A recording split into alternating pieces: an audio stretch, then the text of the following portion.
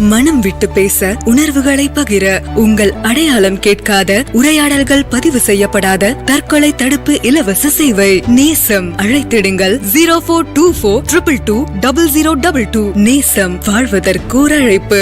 ஐயன் வள்ளுவர் படை பற்றி கூறும்போது, படை மாட்சி பற்றி கூறும்போது, கூற்று உடன்று மேல்வரினும் கூடி எதிர் நிற்கும் ஆற்றல் அதுவே படை. சாவு என்பது அதிகமாக நம்மை நோக்கி வரும்போது ஒரு கூட்டமாக நின்று அதை எதிர்த்து போராட வேண்டும், அதுதான் படை என்று கூறியிருக்கிறார். அதுபோன்று இப்போது போர் இல்லை, போரினால் சாவுகள் இல்லை. ஆனால் வளர்ந்த சமுதாயத்தில் போர் இல்லாமலேயே சாவுகள் நடக்கின்றன. அது சமுதாயத்தின் காரணமாக ஏற்படும் தற்கொலைகள். இந்த தற்கொலைகளை எதிர்த்து நேசம் என்கிற படையை உருவாக்குகிறோம். இந்த திறப்பு விழாவுக்கு வந்திருக்கும் அந்த தருணத்தில் இந்த துவக்க விழாவில் தலைமையேற்க வந்திருக்கும் எனது அருமை அன்னை திருமதி சுப்புலட்சுமி ஜெகதீசன் அவர்களை வருக வருக என்று வரவேற்கிறேன்.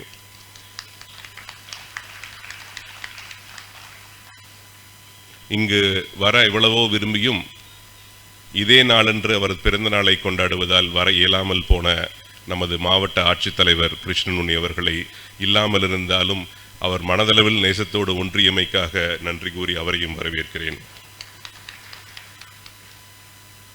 ஈதல் இசைபட வாழ்தல் அஃதின்றி ஊதியம் இல்லை உயிர்க்கு என்ற வள்ளுவரின் வாக்குப்படி ஈரோட்டில் எந்த நல்ல காரியம் நடந்தாலும் அதற்கு அவர்களது ஈகையால் ஆதரவு புரிந்து அவர்களுக்குள் தமிழ் மட்டுமல்ல மற்றவர்களோடும் இந்த சமுதாயத்தோடும் இசைந்து வாழும் சக்தி மசாலாவின் நிறுவனர்களும் இயக்குநர்களுமான அக்கா சாந்தி அவர் வர முடியவில்லை. மாமா துரைசாமி அவர்களை வருக வருக என்று வரவேற்கிறேன். மக்கள் சிந்தனை பேரவையின் தலைவரும் ஈரோட்டின் மிக பெரும் பெருமையுமான ஈரோடு புத்தக திருவிழாவின் அமைப்பாளரும் எங்கள் அனைவரின் நற்பணிக்கு தூண்டுகோலாக இருக்கும் அண்ணன் ஸ்டாலின் குணசேகரன் அவர்களை இருகரம் கூப்பி பெருமையுடன் வரவேற்கிறேன். அன்போடு பண்பையும் கலந்து தொழில் திறனையும் வளர்த்து ஈகையையும் ஊட்டி ஒரு உருவமாக நான் காணும் யூஆர்சி குழுமத்தின் தலைவர் திரு சி தேவராஜன் அவர்களை அன்போடு வரவேற்கிறேன்.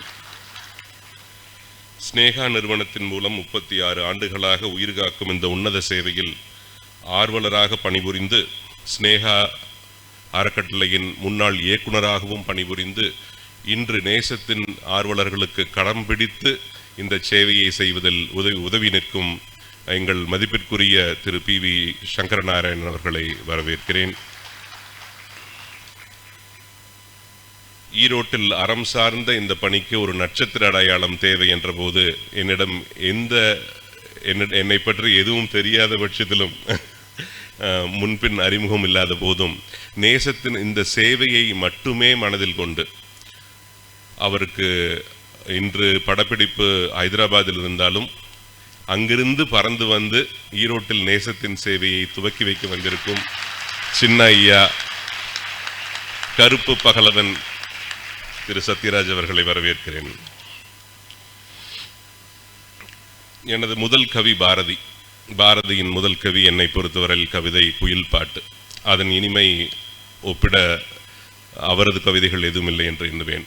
அப்படிப்பட்ட குயில் பாட்டின் இனிமையோடு தமிழகம் எங்கும் வலம் வந்து பல உயிர்களை தனது இனிமையான பண்பான பரிவான பேச்சால் கவர்ந்தெழுக்கும் காந்த பேச்சுக்கு சொந்தக்காரரான திருமதி பேராசிரியை ஜெயந்தி ஸ்ரீ பாலகிருஷ்ணன் அவர்களை வரவேற்கிறேன்.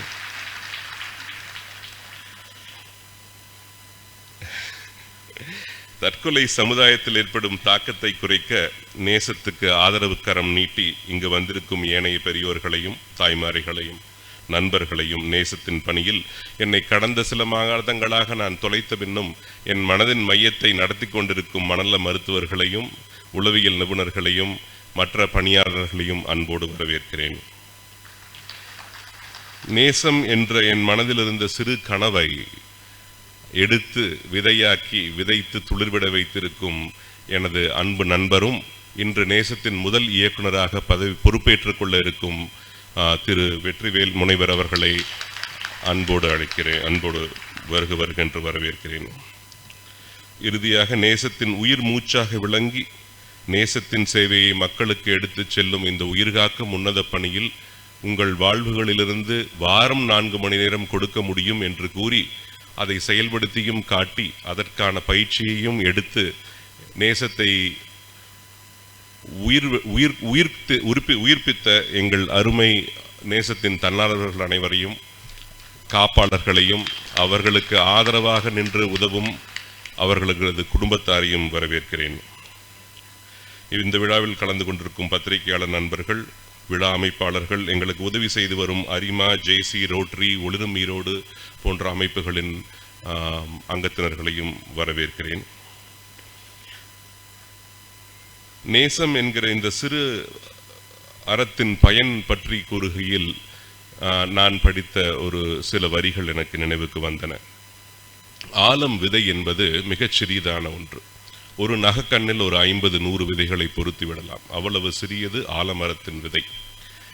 அது பற்றி நாளடியாரில் கூறுகையில் அவர்கள் சொல்கிறார்கள், அறப்பயன் என்பது ஆலம் விதை போல சிறிதாக இருந்தாலும் அறப்பயன் தான் சிறிது எனினும் தக்கார் கைப்பட்டால், தகுந்தவர்கள் கையின் மூலமாக அந்த அறம் உலகத்துக்கு சென்று சேர்ந்தால் அந்த அறத்தின் பயன் என்னவாகிறதாம்? அந்த சிறு ஆலம் விதையாக ஆரம்பித்த அந்த அறப்பயன் பெரிய ஆழமாக வளர்ந்து வானையே என்ன செய்வாம்? சிறிதாக போர்த்து விடுமாம். அதாவது அறப்பயன் தான் சிறிது எனினும் தக்கார் கைப்பட்டகால், வானம் சிறிதாய் போர்த்து விடும் என்கிறது நாளடியார். அதுபோல இன்று மனதின் மையம் அறக்கட்டளையும் முனைவர் வெற்றிவேல் அவர்களும் இணைந்து வளர்த்திருக்கும் இந்த சிறு அறப்பயன் இந்த அவையில் வீற்றிருக்கும் பெரியோர்கள் பெருமக்களின் ஆதரவோடு வானமே சிறிதாகும் அளவுக்கு வளர்ந்து நிற்க வேண்டும் என்ற எனது ஆவலை வெளிப்படுத்தி உங்கள் அனைவரையும் மீண்டும் வருக வருக என்று வரவேற்று அமர்கிறேன். வணக்கம்.